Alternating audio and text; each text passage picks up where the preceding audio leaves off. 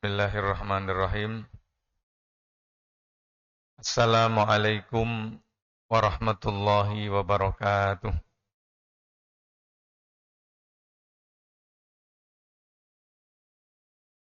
Alhamdulillah.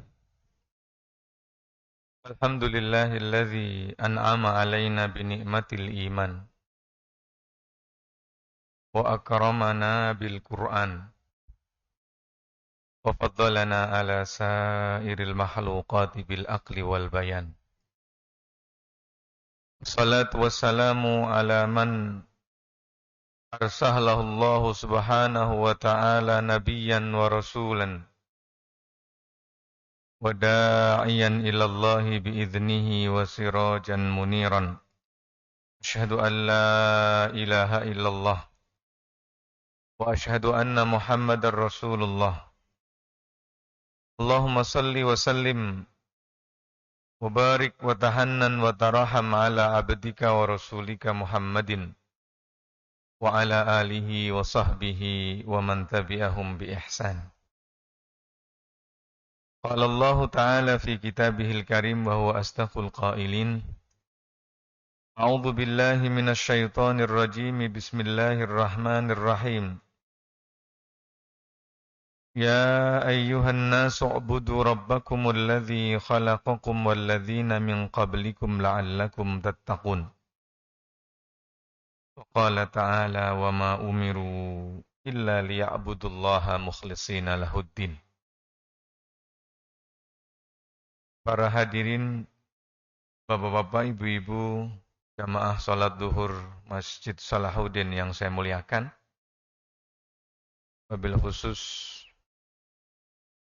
para pengurus yang senantiasa berdedikasi untuk memfasilitasi kita semuanya dapat melaksanakan ibadah secara lebih baik dari waktu ke waktu.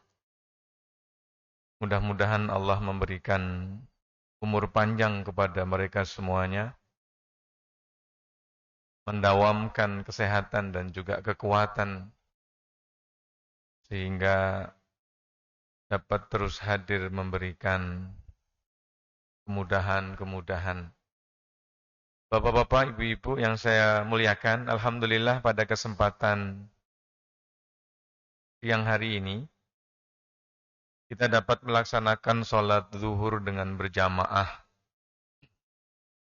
dalam keadaan puasa. Ini ngomong-ngomong semuanya puasa kan? Hah? Ada yang berjamaah tapi nggak puasa?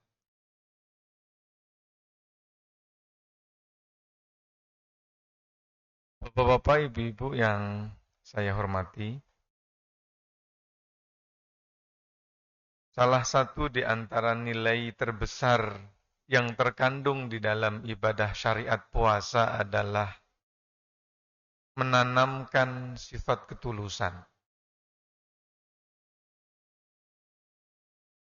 Hal ini dikarenakan ibadah puasa ini ibadah yang sangat privasi. Kita ini puasa atau tidak puasa, itu tidak semestinya orang lain itu tahu.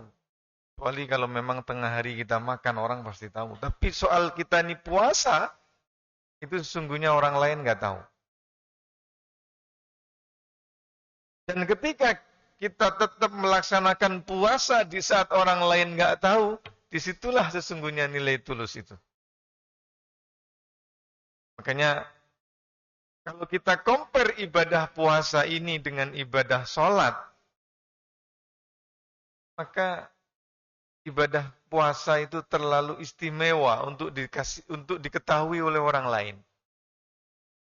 Ini kalau ibadah sholat, itu orang lain tuh pasti tahu. Kecuali kalau kita ini sholat di dalam kamar, kita kunci, nggak ada orang, itu mungkin orang nggak tahu. Tapi juga akan diketahui orang lain. Apalagi kalau berjamaah. Karena spirit daripada ibadah sholat itu berjamaah. Dan kalau berjamaah, ya pasti diketahui oleh orang lain. Tapi kalau puasa nggak ada yang tahu. Kalau kita bandingin dengan zakat pun sama. Orang lain pasti tahu itu zakat. Kalau seandainya kita tidak membayar melalui lembaga amil, yang menerima akan tahu. Dan tantangannya orang membayar zakat itu adalah muncul ketidaktulusan. Kenapa? Sebab pada saat kita membayar zakat, tangan kita berada di atas. Dan pada saat tangan kita di atas, kita akan merasa pasti lebih superior, lebih hebat, lebih privilege. Dan suasana kebatinan kita pasti senang. Apalagi kalau kemudian dicium tangan kita oleh yang menerima zakat, dipeluk kita dan kemudian mengapresiasi, berterima kasih sama kita. Pada saat itu sesungguhnya kalau tidak hati-hati, rusak kita punya zakat. Makanya ibadah yang paling enak itu sebenarnya berbagi, Pak.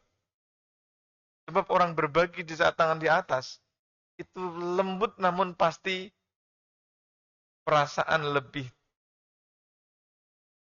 mulia, lebih istimewa, karena memberi itu ada.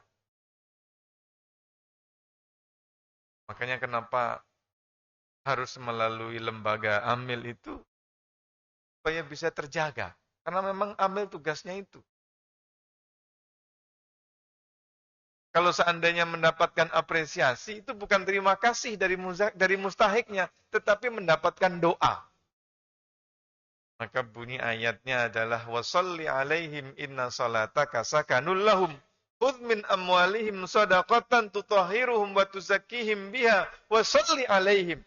Jadi tugas amil itu adalah mendoakan muzaki. Nah, termasuk kalau seandainya kita bandingkan dengan ibadah haji Bapak Ibu, ibadah puasa ini ibadah yang sangat istimewa, terlalu private dan memiliki nilai privasi yang tinggi. Ibadah haji ini orang belum berangkat saja udah sekampung tahu. Bapak Fulan bin Fulan mau berangkat. Ya, apalagi kalau di kampung itu kenduri. Kalau ada orang haji berangkat haji nggak kenduri itu dibilangnya pelit. Sehingga orang pasti tahu, oh Bapak Fulan mau berangkat haji. Ikut kloter sekian-sekian melalui embarkasi sekian-sekian. Orang tahu semuanya. Tapi kalau ibadah puasa nggak tahu. Mungkin saja kita ini di rumah ribut, bangunin anak istri. Sahur, sahur. Semangat kita makan sahurnya. Kalau sudah di luar, pulang ribut kita, mama masak apa? Menunya apa hari ini? Kalau menu nggak berkenan, marah dia. Sebab nggak persiapan baik untuk berbuka. Padahal mungkin jadi dia siang hari tadi udah berbuka. Nggak ada yang tahu. Itu puasa. Nah, oleh karenanya maka ini didesain oleh Allah Subhanahu wa taala untuk membentuk pribadi tulus.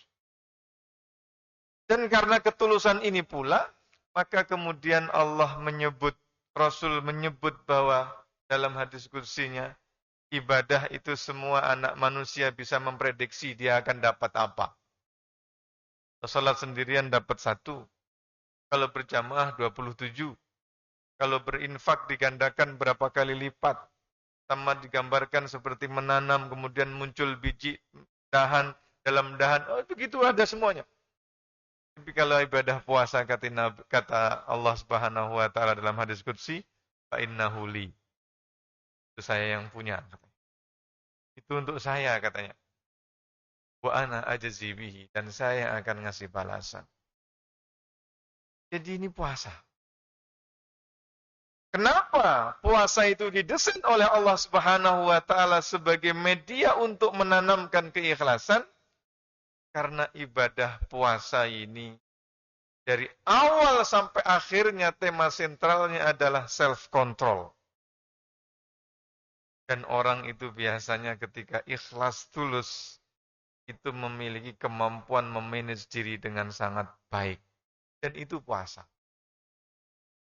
Makanya rumus mudahnya Pak, orang puasa itu, yang sering kita ulang-ulang, orang berpuasa itu tidak pernah berpikir untuk dapat menikmati yang syubhat. Tidak pernah berpikir untuk mengambil yang makruh. Apalagi untuk menggapai yang haram, yang halal saja itu ditunggu waktu yang tepat. Itu puasa. Dan bagaimana orang bisa kayak begitu? Kemampuan self-control. Ketika tidak ada siapapun, tidak mendapatkan apresiasi apapun, tidak terlihat oleh siapapun, tetap merasakan suasana kebatinan bertirakat bersama Tuhan melalui puasa. Tulus. Makanya kalau candanya itu, ya, makanan yang paling kita sukai, halal. Tentulah orang yang sudah beribadah jamaah biasa kayak gini pasti yang halal yang dimakan. Dibeli dari uang yang halal. Tapi makanan itu kalau siang jadi haram. Halalnya selepas maghrib, selepas azan maghrib. Minuman apa yang kita suka? Cendol durian kah? Es kelapa muda kah? Orange juice kah? Halal semuanya itu. Kita beli dari uang kita yang kita dapatkan dengan bekerja yang halal sudah kita pastiin. Tapi semuanya itu kalau siang bulan Ramadan haram bagi kita.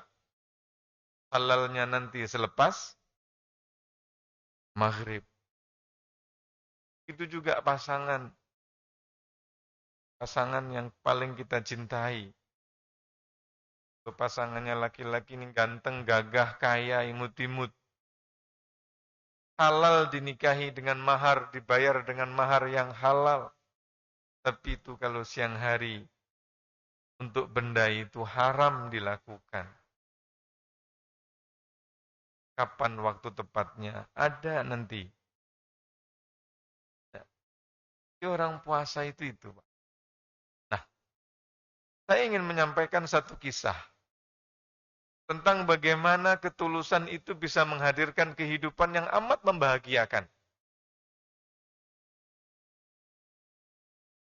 Tentang kemampuan seseorang mengontrol dirinya, tetap berdedikasi, tetap memberikan pengabdian sempurna, menunjukkan kejujuran dan integritas, berawalnya hanya dari soal tulus dia mengabdi.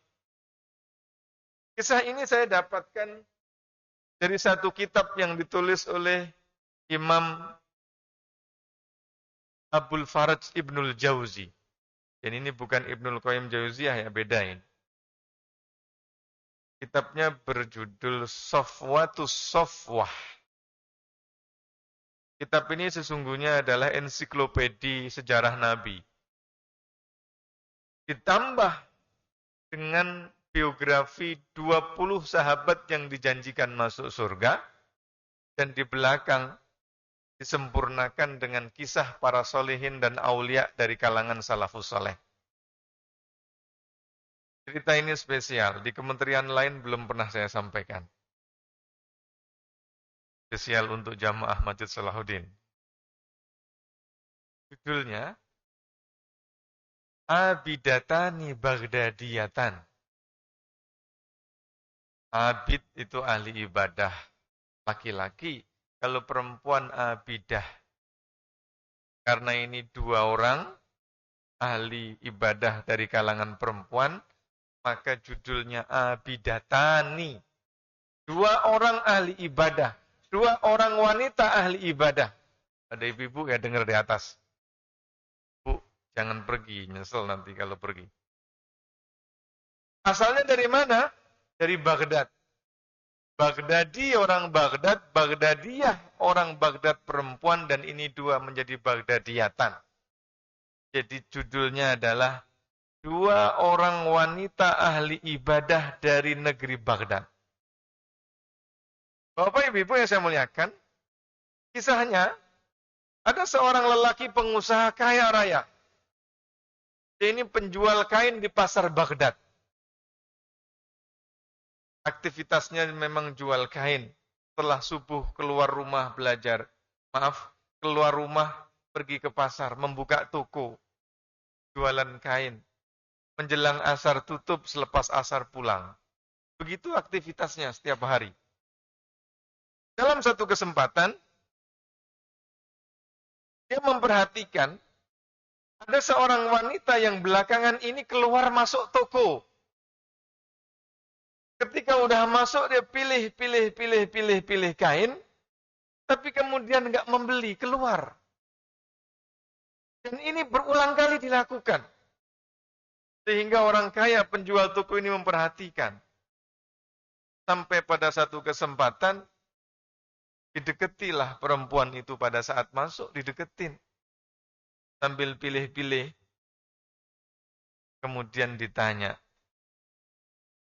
mohon maaf Kak, saya perhatikan beberapa hari terakhir ini, Kakak kok keluar masuk ke toko. Setelah masuk, pilih kain, tapi kemudian nggak babi bu, keluar toko nggak jadi beli. Apakah ada yang bisa saya bantu? Kata pemilik toko. Nah, pada saat sambil ngobrol itu, perempuan tadi sambil milih-milih, Pak. Dan pada saat itulah maka kemudian tumpukan kain itu terjatuh. Maka serta-merta keduanya itu berusaha untuk merapikan. Dan pada saat merapikan itulah kemudian cadarnya terbuka. Kelihatan mukanya, wajahnya. Dan ternyata wanita muda, putih dan cantik. Ditutupilah cadarnya, ditutup kemudian mukanya, sambil menjawab, mohon maaf Tuan. Betul, beberapa hari terakhir ini memang saya sering ke pasar. Saya masuk ke setiap toko. Tujuan saya cuma satu, barangkali saya akan menemukan sosok seorang lelaki yang mengena di hati saya dan kemudian berkenan menjadi suami saya. Kata wanita tadi. Pak, ketika dapat jawaban kayak gitu, kira-kira Bapak gimana, Pak? Ketika cadar terbuka, ternyata wajahnya putih, cantik, dan memang masih muda. Gimana Pak ceritanya, Pak? Kira-kira gimana jawabannya, Pak? Mohon maaf, Kak. Alhamdulillah saya sudah berkeluarga. Saya menikah dengan salah seorang putri paman saya. Jadi orang Arab itu biasa nikah dengan sepupu untuk menjaga nama kabilah besarnya itu. Dan alhamdulillah Allah telah mengaruniakan kepada saya seorang anak laki-laki. Alhamdulillah. Wanita tadi kemudian menjawab, mohon maaf Tuan. Saya memang sedang mencari suami. Tetapi saya ingin menikah bukan karena saya perlu nafkah, tidak. Alhamdulillah Allah telah menganugerahkan kepada kami, keluarga kami, harta yang melimpah ruah. Tetapi sudah sejak lama saya ini berdoa dan berazam, jangan sampai saya ini mati kecuali saya berstatus sebagai seorang istri. Sehingga kalau seandainya Tuhan berkenan meskipun tidak memberikan nafkah, dan juga enggak tinggal serumah, tidak mengapa. Asal saya ini berstatus sebagai seorang istri sebelum meninggal, sudah lebih daripada cukup anugerah dari Allah itu. Pak, kalau dapat tawaran kayak begitu, kira-kira gimana Pak? Bu, jangan pergi Bu, ya nyesel nanti kalau pergi, cerita ini belum selesai. Muda, putih, cantik, dan kaya raya. Ini sudah saya ngurusi, ya, berarti ya. Singkat cerita, kemudian akhirnya ya laki-laki dirayu. Ingat rumusnya tadi, orang berpuasa itu nggak pernah mikirin yang makruh, nggak mau mengambil yang syubhat, apalagi menikmati yang haram. Yang halal saja nunggu waktu yang tepat. Akhirnya oleh walinya dinikahkan. Terjadi pernikahan. Tidak ada yang berubah bagi pengusaha orang kaya kain ini. Ia setelah subuh berangkat ke toko, buka toko menjelang asar, tutup selepas asar pulang nyampe rumah sama keluarganya sebagaimana biasa. Tidak ada yang berubah. Ya, Pak. Tapi kalau orang sekarang kira-kira tuh gimana, Pak? Mau nikah takut sama yang rumah, ya enggak? Mau nggak dinikahin sayang ada barang mewah, itu enggak? Akhirnya kemana tuh larinya? Rumus puasa tadi itu nggak kepake. Maksiat. Ya. Perempuannya mau, dan ini perempuan ini beradab kan? Menyatakan dengan penuh keadaban. Dan lelaki juga jujur bahwa dirinya sudah punya keluarga. Namanya juga orang akhirnya nikah. Orang Arab tuh punya kebiasaan kalau sudah main dengan temennya nongkrong tuh bisa sampai dini hari sampai pagi. Saya pernah punya pengalaman di Madinah dijemput oleh salah seorang kolega ke penginapan. Saya pikir saya mau dibawa ke rumahnya, tidak. Bawa ke Gurun Sahara, Pak. Di sana sudah menunggu 5 orang temannya lagi. Tenda didirikan, membeli kambing 1 ekor. 1 ekor kambing dimakan 7 orang. Kalau di kita 1 kambing buat sekampung. Ya. Ngobrol, ngeteh, ngopi, ngobrol sampai pagi. Nggak kuat saya sebetulnya. Tapi memang nggak bisa pulang. Mau pulang sendiri pun di mana? Padang Sahara kan? Dan pakai mobil gede itu. Nah, dia juga sama ini orang. Cuman, belakangan ini, istrinya mulai curiga. Akhir-akhir ini sering sekali izin ngobrol, nongkrong sama temennya.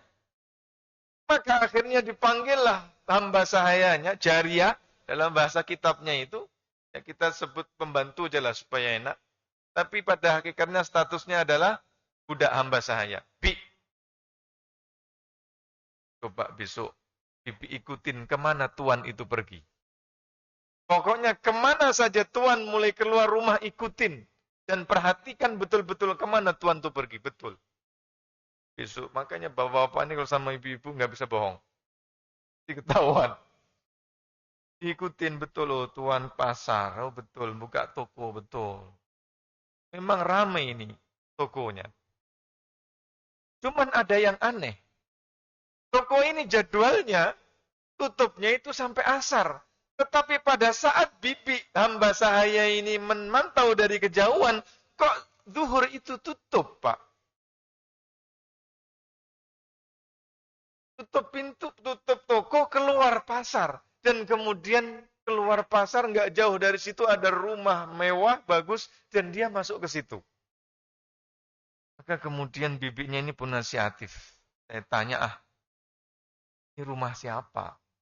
Tanya, Pak, ini rumah siapa? Oh, ini rumah seorang wanita kaya raya dari kawasan ini. Memang kaya orang itu. Terus tadi saya lihat kok ada bapak-bapak masuk ke rumah itu siapa? Bukankah itu penjual kain yang ada di pasar Baghdad itu ya? Oh ya betul, memang udah nikah 8 bulan yang lalu. Oh, Pipi dapat misi berhasil. Pulang dia lapor kepada nyanyanya. Ternyata suami nyonya itu sudah nikah dengan salah seorang wanita muda yang rumahnya tidak jauh daripada pasar. Kok kamu bisa ngomong begitu? Ya iya, soalnya zuhur itu tokonya tutup. Dan selepas tutup itulah kemudian pergi ke situ. Oh kata istri ya makanya saya kok nggak nyadar. Karena selama ini jadwalnya adalah tutupnya sampai pokoknya setelah asar udah di rumah aja. Jadi memang nggak curiga. Kamu benar dapat informasi betulnya. Saya udah tanya sama tetangga kanan kiri dan informasinya bahwa nyonya itu dan informasinya tuan itu sudah nikah 8 bulan yang lalu. Bibi, kalau seandainya informasi Bibi ini betul, rahasiakan, jangan cerita siapapun sama orang lain. Nah, itu aja kata nyonya. Dan berjalan seperti biasa. Ketika suaminya asar itu pulang dilayanin sebagaimana biasa. Karena toh dia pikir juga nggak ada perubahan dari saya, dari suami. 8 bulan yang lalu dengan yang sekarang nggak ada bedanya. Selepas sholat subuh keluar dan asar sudah nyampe rumah. Dan saya diperlakukan juga seperti biasa saja. Nafkah juga nggak berkurang. Meskipun tokonya cuma buka sampai. Oh, lihat. Jadi Allah ada itu. Udahlah. Anggap aja nggak tahu. Ini kalau di Jakarta kira-kira apa yang terjadi ini? Ketika nyonya dapat informasi bahwa suaminya udah nikah lagi, kira-kira apa yang terjadi nih? Hah? Perang Badar? Apa perang Israel sama Palestina? B, kalau seandainya informasi yang Bibi dapatkan betul, rahasiakan, jangan cerita siapapun dengan orang lain. Suaminya juga sama, Pak. Ketika pulang dari pasar, istrinya tetap dimuliakan sebagaimana biasanya. Bukan mentang-mentang karena sudah ada yang muda, cantik dan putih kayak tadi. Enggak. Lihat. Sampai kemudian suaminya ini sakit. Orang kaya ini sakit. Gak lama sakitnya dan kemudian meninggal. Inna lillahi wa inna ilaihi. Kalau orang sekarang ini innalillah, alhamdulillah nih. Istrinya tuh kalau suaminya kayak gini meninggal, kira-kira nyebutnya innalillah, alhamdulillah nih. Bu, assalamualaikum. Masih ada kan Bu? Ibu protes sama DKM nih. Apa ceramah kayak gini? Jangan Bu ya. Belum selesai, jadi jangan pergi dulu. Setelah meninggal, dikuburkan, terus dikuburkan jenazahnya, istrinya kemudian mengumpulkan harta kekayaan almarhum suaminya. Ketemulah 8.000 dinar. Orang pajak pasti tahu berapa duit itu, 8.000 dinar. Orang kaya. Bibi pembantunya dipanggil Bi. Harta warisan almarhum tuan itu ada 8.000 dinar. Mertua udah nggak ada, sehingga yang dapat cuma 2, suami dan anaknya. Maaf, istri, sinyonya itu ya, dan anaknya. Istri dapat 1/8 karena punya anak. Kalau nggak punya anak dapat 1/4. Sehingga 1.000 buat saya Bi ya. Sisanya buat siapa? Buat anak. Meskipun sang suami tadi punya saudara, tetapi ada anak laki-laki. Sehingga menutup semua kemungkinan. Ini ibu sekarang tuh kalau punya anak laki-laki senang. Supaya iparnya nggak cawe-cawe kalau suaminya meninggal, ya enggak? Nah, itu hukumnya memang begitu. Tapi kalau nggak ada anak laki-laki udah gerusa-gerusu itu. Udah berisik-berisik itu. Dan memang demikian Bu, saya ingin mengingatkan Bapak. Kalau seandainya pasangan kita meninggal dan mertua kita masih ada, maka bagian mertua lebih banyak daripada kita. Kenapa? Karena mertua lebih dulu ada berbanding dengan si mayit, apalagi berbanding dengan kita. Jadi kalau misalkan bapak-bapak meninggal nih, ibu masih hidup, dan orang tua dari bapak ini masih hidup, maka bagian daripada ibu bapak itu lebih banyak daripada bagian si istri. Ya Ustaz, kan aset sebanyak itu juga bukan suami doang yang dapat. Saya juga ikutan kerja. Ya oke, tinggal dibagi 2, 50-50. 50 itu nantinya harus dibagi, termasuk kepada mertua ibu. Ibu dapat juga 50, dapat ibu sendiri karena ikut kerja. Ibu juga dapat bagian karena statusnya sebagai seorang istri. Tapi yang tidak boleh dilupakan adalah mertua punya hak menurut syariat. 1.000 saya ambil Bi, 1/8. Dan sisanya buat anak laki-laki. Nah, karena tuan itu punya istri 2, maka bagi 2. 500 saya ambil. Dan 500, anterin ke sana. Ke istri almarhum tuan. Bu, gimana nyari perempuan kayak gini, Bu? Bu, senyum aja itu di atas tuh. Gimana nyarinya, Pak? Baghdad katanya. Di Baghdad. Loh kok ada perempuan kayak gini tuh? Kalau bukan karena tadi itu. Dia tahu. Walau bagaimanapun, dia tahu bahwa suaminya punya istri. Karena suaminya almarhum punya istri, maka ada hak warisan bagi dia. Kalau tidak, maka dia makan yang haram. Karena rumusnya tadi orang puasa, nggak mau yang makruh, nggak mau yang subhat, apalagi yang haram. Termasuk kalau seandainya almarhum suami itu punya anak. Kalau berikan hak untuk si anak, berarti sama saja kita memakan ibu-ibu, maaf, ibu-ibu itu makan hartanya anak yatim.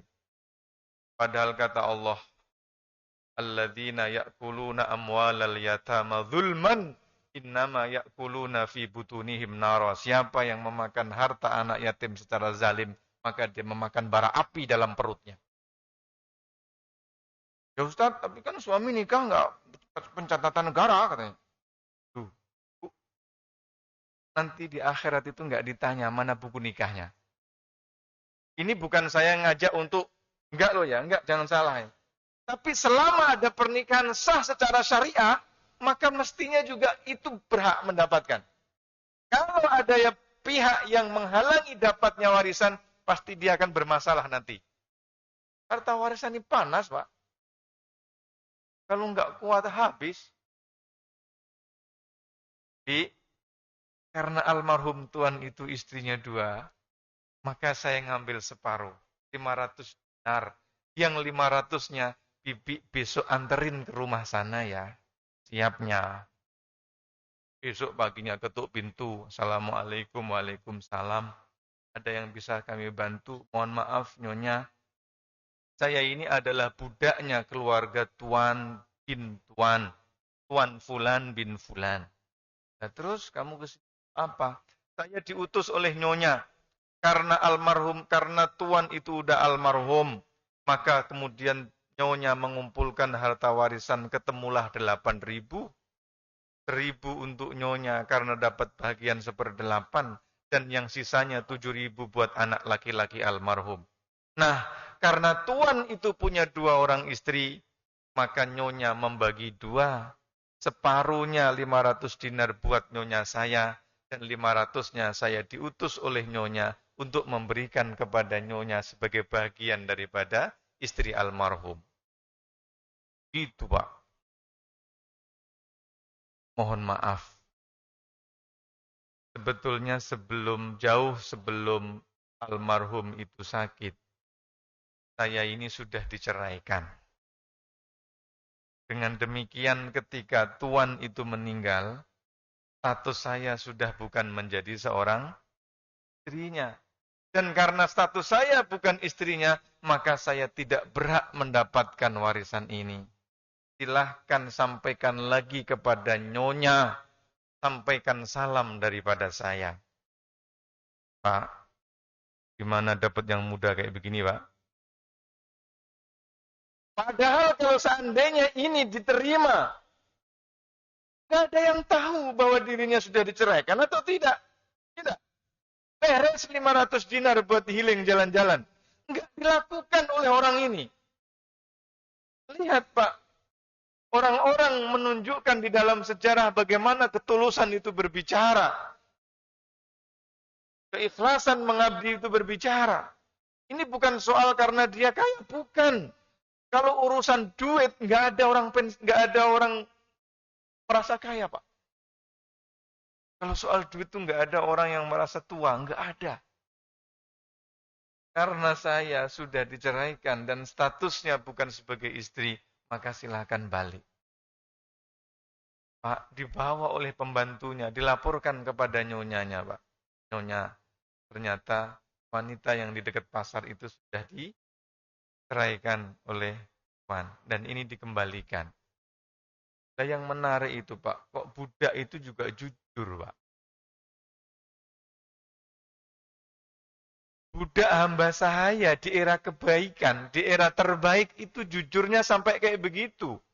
Padahal kalau dia lapornya, uang sudah saya sampaikan dengan selamat, laporan selesai. Nyonyanya pasti percaya. Kenapa? Dua orang ini nggak pernah ketemu ini, yang pertama sama yang kedua ini. Kemana validasinya, kemana konfirmasinya? Nggak ada kwitansi. Tulusan dalam mengabdi. Memang dasarnya dia ini dapat 1.000, Pak. Ya, memang dasarnya dia dapat 1.000. Jadi orang tulus tuh lihat. Orang ikhlas tuh kayak begitu, Pak. Meskipun sudah dibawa ke sana, balik lagi ke dia. Maka orang tulus, orang ikhlas itu seperti surah Kulhu, Pak. Surah Kulhu itu semuanya Allah intinya. Surah Kulhu itu namanya ikhlas, tetapi tidak ada perkataan ikhlas di dalamnya. Qul huwallahu ahad, Allahu samad, lam yalid wa lam yulad. Enggak ada ikhlas. Tapi karena surah-surah yang lain, Al-Qari'ah, namanya surah apa? Idza zulzilatil ardu zilzalaha, surah apa?